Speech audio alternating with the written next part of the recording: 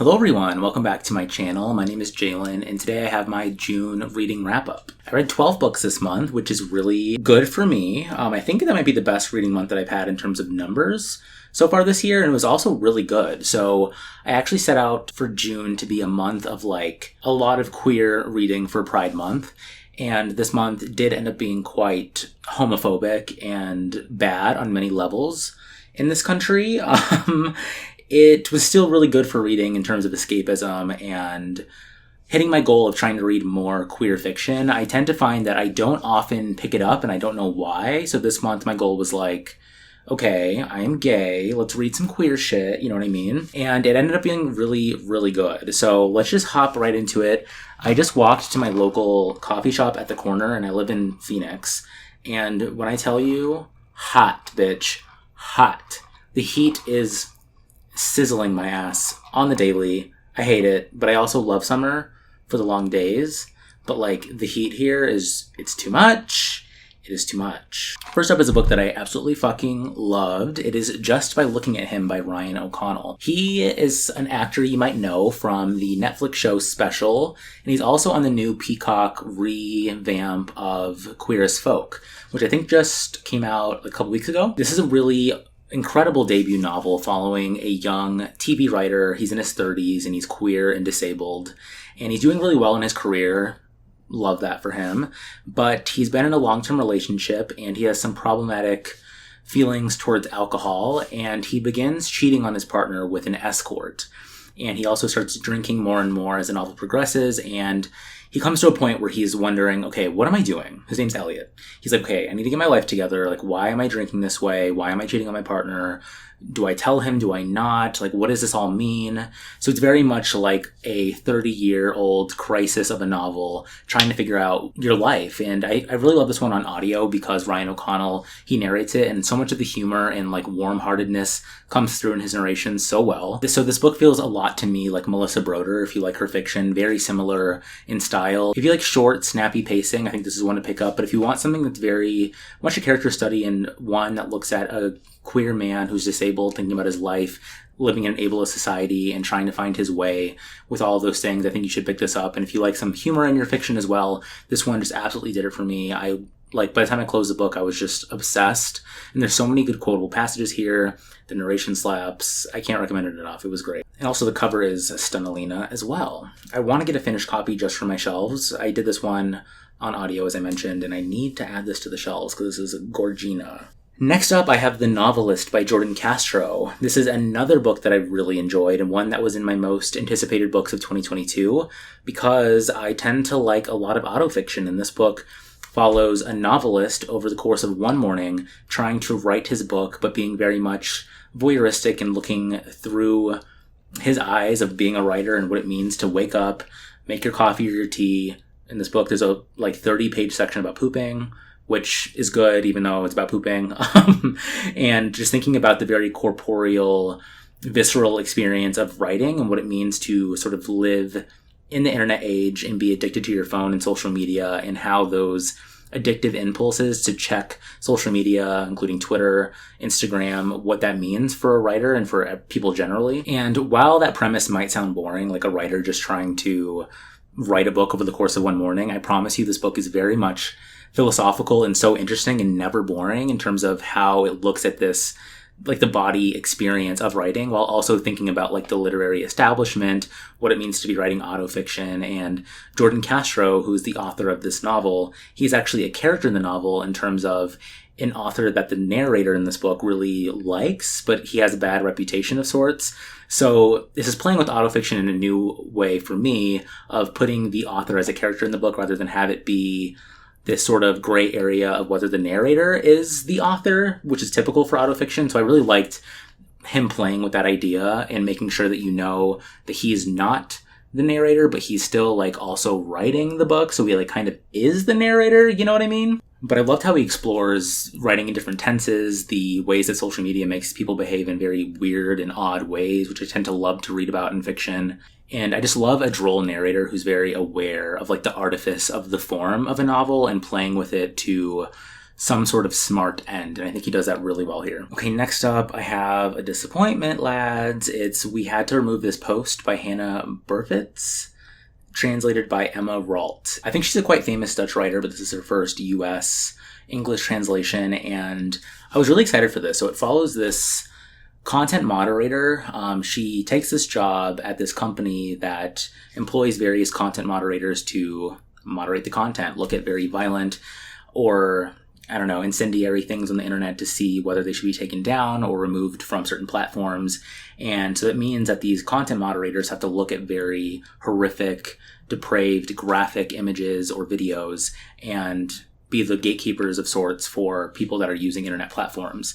And so what this book tries to do is explore what it means to be such a content moderator and seeing the sort of depths of depravity and humanity and what people would post online, and then having to be that gatekeeper. What is the responsibility of a business ethically? How does that play with the psyche of people that actually are involved in those jobs? And so I love the idea of such a novel of looking at the impacts psychologically of looking at this stuff all day long and the sort of lack of humanity in requiring people to do that. But this book, I don't like 2 or 3 things about it, and it really disappointed me. One, this book is told in a form that I tend to not really like, and I know a couple of like thriller adjacent books do this. It's told in the form of the narrator telling her story to a lawyer or like to a third party, and she's explaining why she's not going to be joining this lawsuit with other people that were working for this company.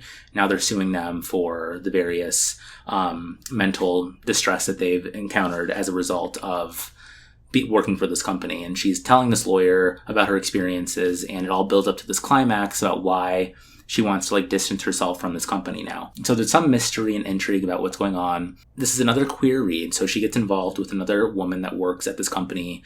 And I don't want to spoil the book, but her continual exposure to this very graphic content leads to her behavior sort of altering in a way that you don't really see at first until the end of the book, and then something happens there.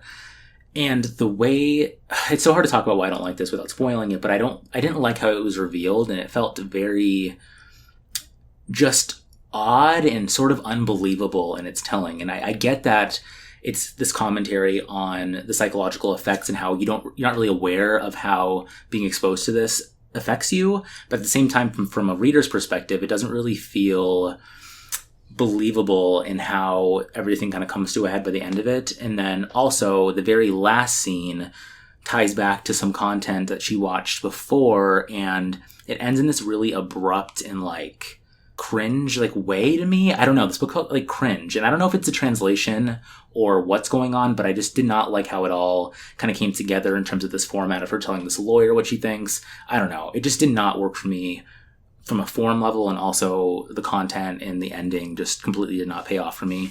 It's very quick though, so if you are still interested and you want to read about content moderation and this sounds still good to you, it's not a big investment, but I would not recommend it, unfortunately. Great cover too though. I feel like the last 3 covers here are using that like outline of white situation that seems to be like a new trend following the Rachel Cusk outline trilogy of it all. But yeah, didn't love that one. Next up, I read Book Lovers by Emily Henry. So this is a book that I've seen Claire reads books. She's started to read a lot of romance as of the last like year or 2. And so I've been playing with this idea of filming a vlog or content, like reading outside of my comfort zone, and trying to figure out this distinction for myself personally between like literary and genre fiction. I know this is like a debate that's been going around for forever, but I still, for myself personally, think it's a really interesting question about why I find myself, I'm drawn to literary fiction. And so this one seemed to be a romance novel that kind of played into the tropes of romance and looking at books themselves. And I love reading about books.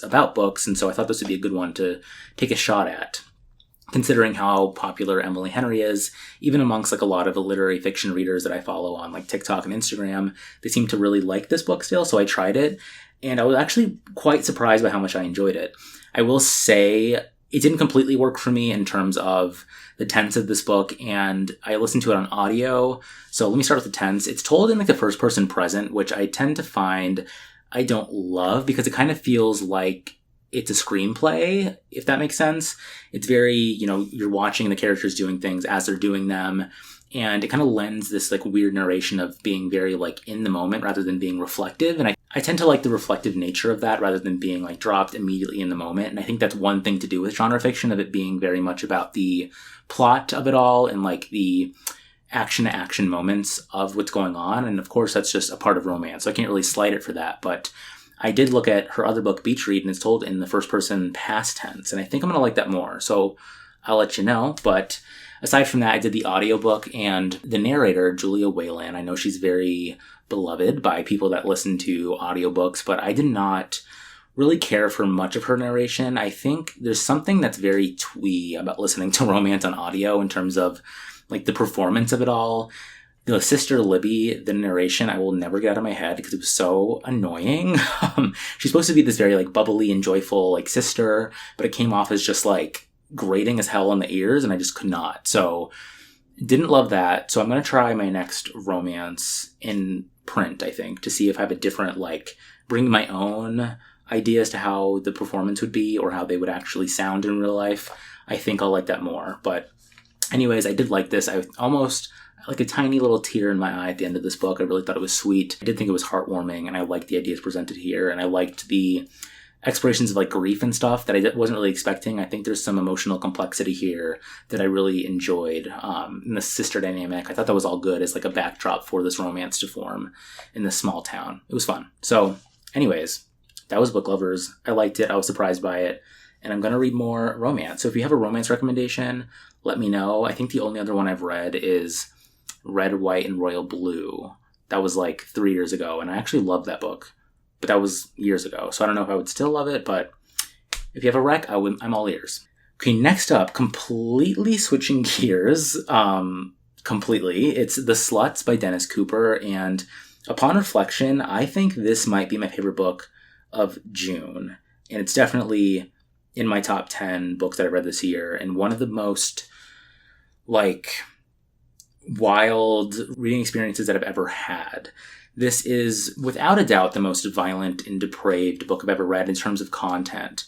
But with that being said, I do think this is one absolutely brilliant, genius internet novel that was written in 2004, which is really interesting as well. But this is another queer read on my list. This book is set mostly on the internet, on this gay escort site where people can review various escorts. And so the plot of this novel follows a bunch of different reviews of this escort named Brad, who seems to be quite young, questionably 18 or not. And what this book is doing is playing with the idea of fact versus fiction. So there's not much time that we spend at all outside of this review website. And every single character here can post their own review of Brad and give their experiences with him. But there's no real gatekeeper to the truth. So you never know if the person writing about their experience is really telling the truth about it or not. And as you keep reading, you learn that these stories are very inconsistent. There are so many different plot lines here that in the hands of a different writer, I think this book could completely just lose itself in the absolute chaos of what's going on. But Dennis Cooper is able to keep control of this narrative so well that upon reflection, upon closing this book, I was like, how the fuck did he do that? Like, it's crazy in terms of its craft. Like, I can't really put it into words how using this review structure and this, like, tens of narrators talking about this one guy, this one escort, and blending all these different potential plot points that could be fiction, could be true, playing them off each other, and then using some sense of truth through this character named the Webmaster, who's sort of the gatekeeper here, who's trying to police what people are saying about it and trying to add police reports or things that are allegedly true in real life to give some sort of truth to what people are saying on this website. But it's this idea of like freedom of speech. Like if people can say whatever they want about Brad, what does that mean? Is Brad real? Is he not real? Is the violence that's depicted regarding Brad, does it even matter if it's fake? Or are there still stakes here? Does it matter that people are telling these stories about Brad if Brad is real? But if he's not, does it still matter?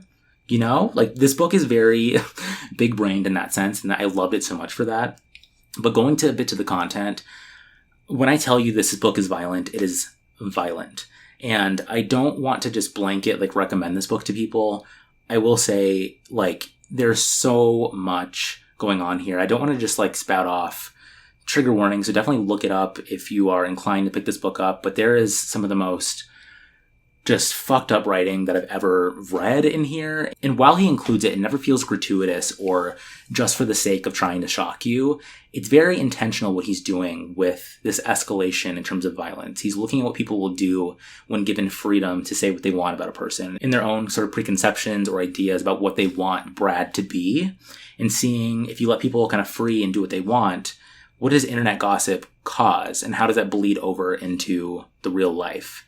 And by the end of it, there's a murder mystery that's involved. There are different parallel storylines going on. Characters switch names. You're not really sure what's actually going on, but you can still follow what's happening.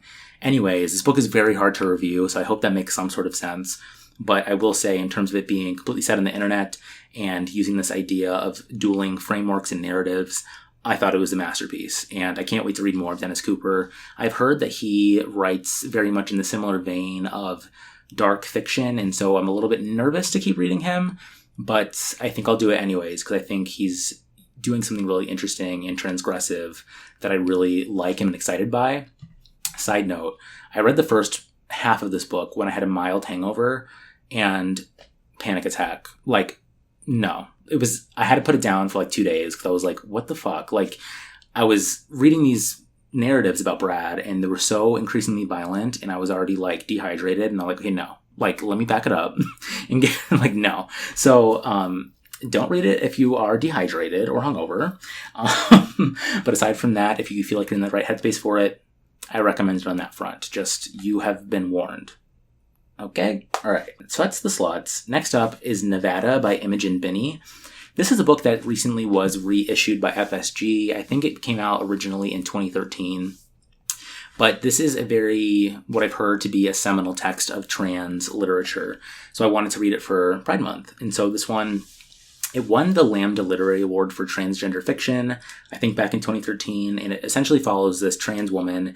This is very much like a depressed woman moving novel. She works at this bookstore, and I think she's in her late 20s, early 30s, I think, and she's trying to figure out her life, essentially. She is taking a lot of drugs, she's drinking a lot, she doesn't know if she wants to be in a relationship with her girlfriend, so I would say very similar, actually, upon reflection, to Just by Looking at Him by Ryan O'Connell. Just a different perspective, I would say. This book is told in sort of two parts. So we follow the first half of her trying to figure out her life, her working in this bookstore, and the eventual fallout that ensues from her relationship and her job. And then she ends up going on a cross-country road trip to Nevada. And I won't tell you why. But when she goes there in the second half of the book, she meets this young man who she is quite certain is trans. And he's working at Walmart, and they end up meeting up together, and they start going on a quick adventure together. And so we see if she's able to kind of coach James into becoming trans, which she believes that he actually is. I really like this book. I will say this is another book that I didn't love the tense of. It's told in third person present. I don't think I like present, which is weird. If y'all have tense takes, let me know. I feel like it's very niche and hopefully you even care what I'm saying. But Maria gets on her bike and she goes down the street to this. She opens the door and does this. And she takes a drink. I hate that for some reason. I don't know why.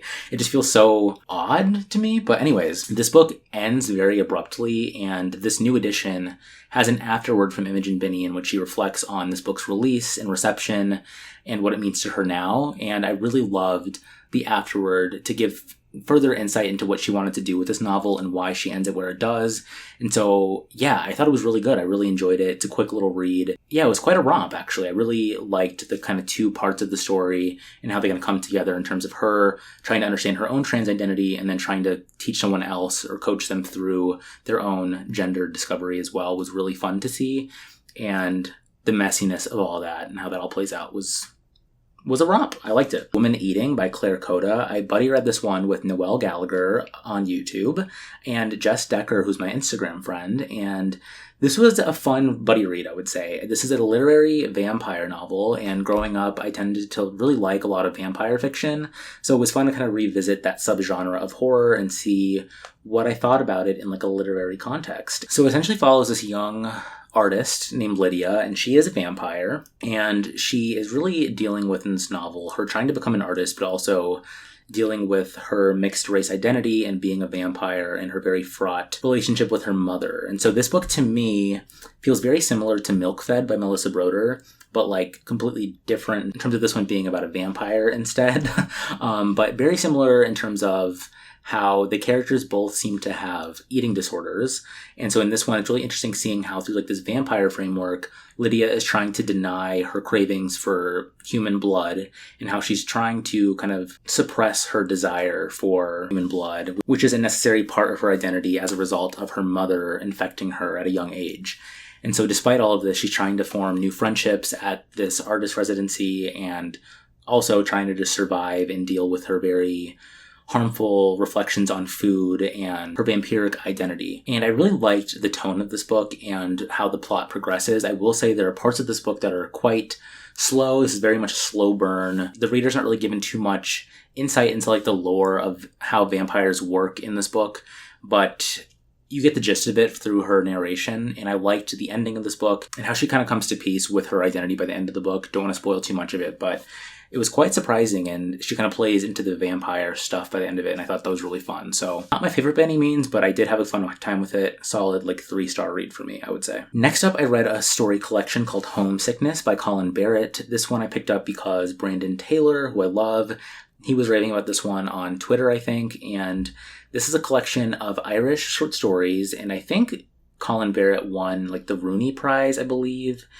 and Sally Rooney blurbed it as well, so I was like, let me check this out. Also, my friend Hanna, she really loves this writer, so I was excited for it, and I will say it's a really strong story collection, very character-driven, I would say, and does a lot in terms of plotting and character development in a very condensed form, which is really fun. I think this book is really hard for me, though, to describe succinctly in terms of my thoughts on it. I would say each one sort of has this feeling of longing in terms of familial relationships and dynamics, and this idea of poverty and how that plays out within those dynamics is really interesting. And I think the individual experience of reading each of them is so good. And it's so hard for me to review short story collections because I'm like, how can I sell you on 8 different stories about different things going on in all of them? But there's this one story called The Alps that I think is one of the best stories I've read this year.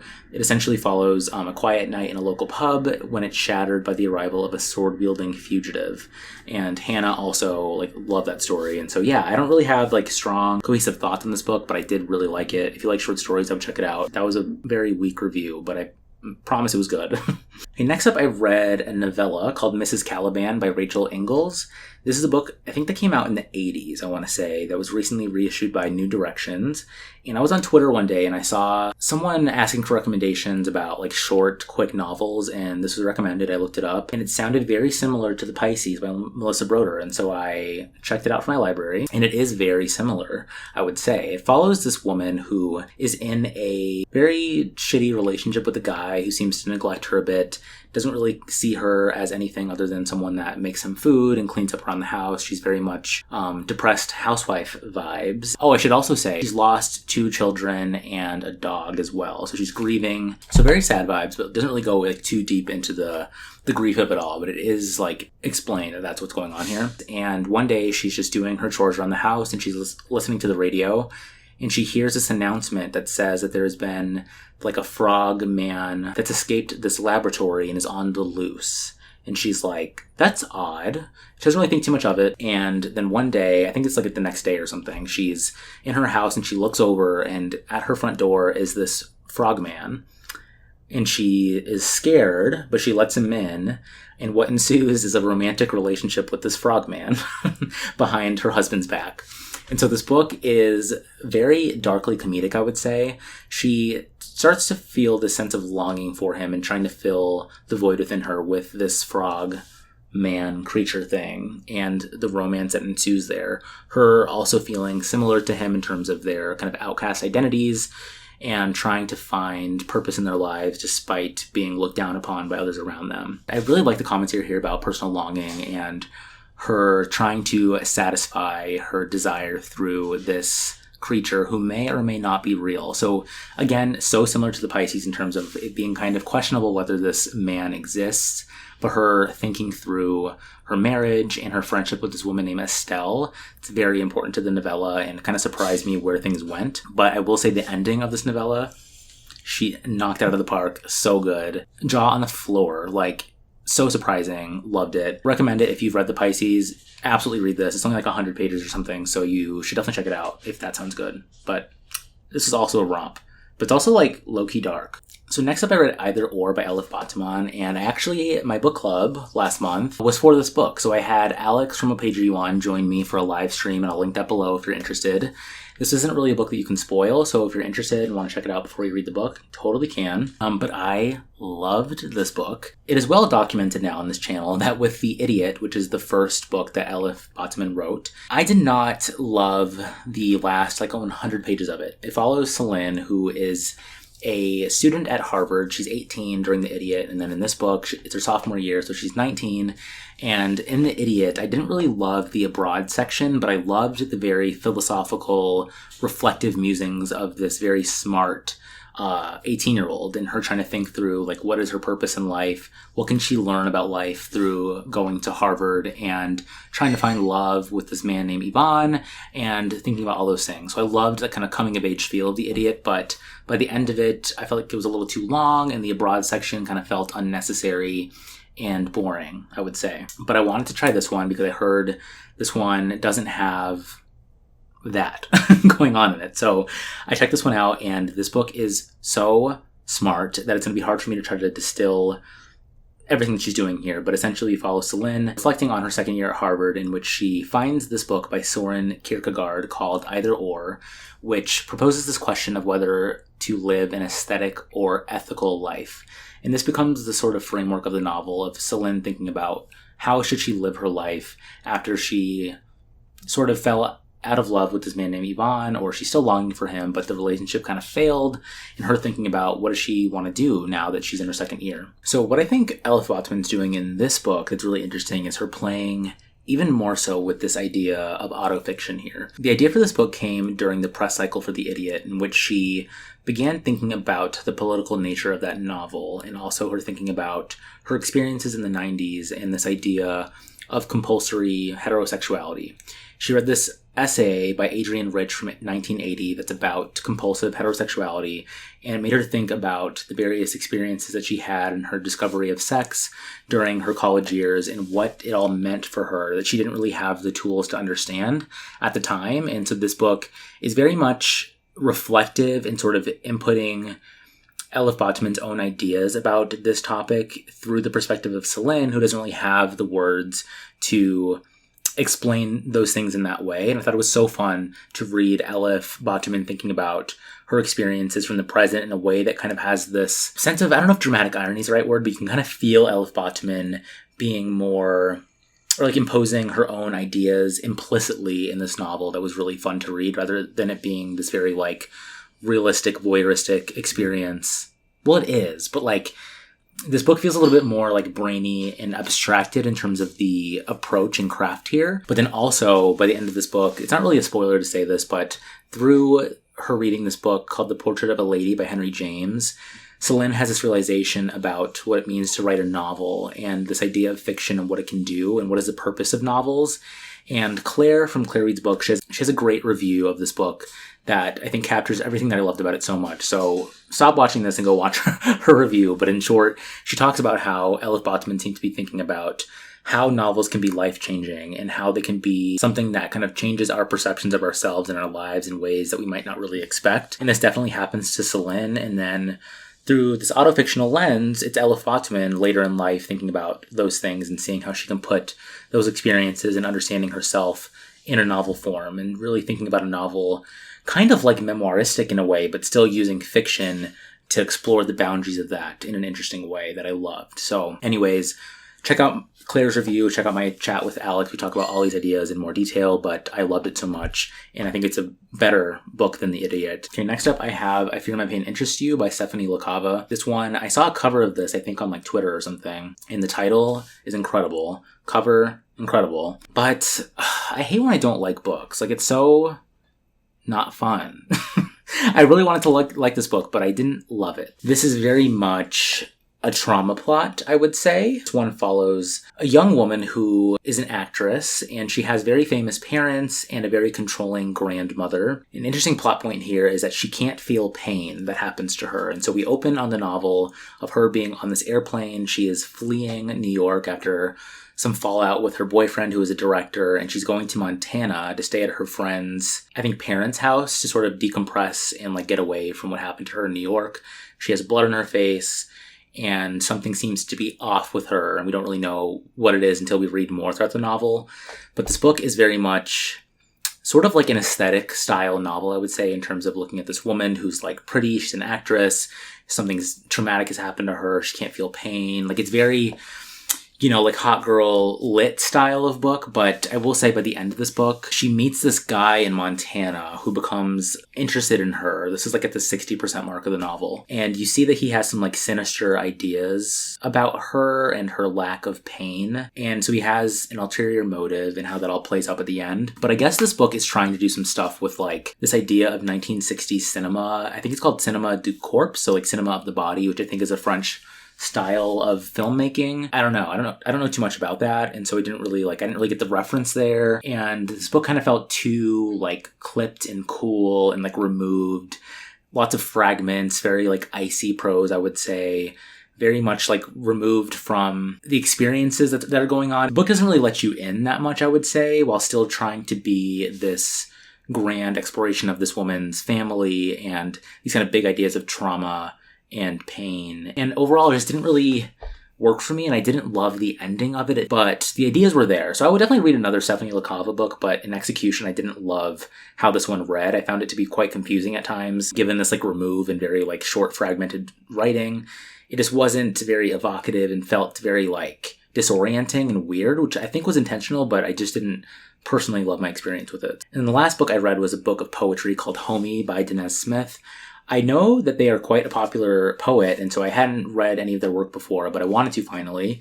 And also this cover is great, but a lot of friends really like their work, and I loved it. I thought it was an excellent poetry collection, all about this idea of friendship and Black identity and living with HIV and how those things kind of intersect for Danez Smith. And so, yeah, it was really great. I am still new to poetry, so I don't really have like a critical response really to say about it, but I really loved the play with form here. Each of the poems is very different stylistically, but still kind of looking at this idea of homie or friendship and how they're able to explore that in different examinations of their own identity, which I thought was really great. So, yeah, this was stellar. I loved it, and it makes me hopeful that I'll find more poetry that I really like, because I've been kind of hesitant towards the form, but I really like. And this book kind of showed me this. Like, poetry can be anything, which I think I need to keep a more open mind when I read poetry. And so I love that as a final wrap on my June reading. I hope you find something that you like here if you pick one of these up. If you've read any of these, let me know. If you have any recommendations based on these books, I'm always all ears for any recommendations. Let me know what you read this month. What was your favorite? What was your least favorite? I would love to hear that as well. And until next time, I will catch you all in the next one. Cheers.